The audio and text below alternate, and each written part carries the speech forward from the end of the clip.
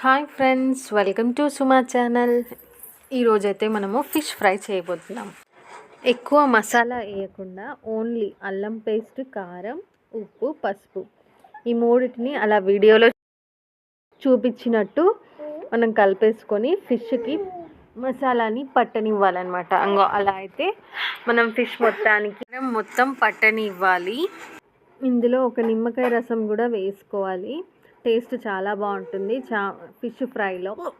నిమ్మకాయ రసం పిండాక చూడండి, ఇలా పిండేసుకోవాలి. ఆ ఇత్తులన్నీ తీసేయాలి. తీసేసిన తర్వాత ఫిష్ మొత్తాన్ని ఇలా మ్యాగ్నెట్ చేసుకొని మనం ½ అవర్ అయినా అలా పెట్టేసేయాలండి. అప్పుడు ఆ మసాలా అనేది ఫిష్కి పడుతుందన్నమాట. అప్పుడు చాలా బాగుంటుంది.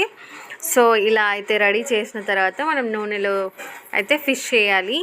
అయితే స్లో ఫ్లేమ్ మీద అయితే పెట్టాలన్నమాట.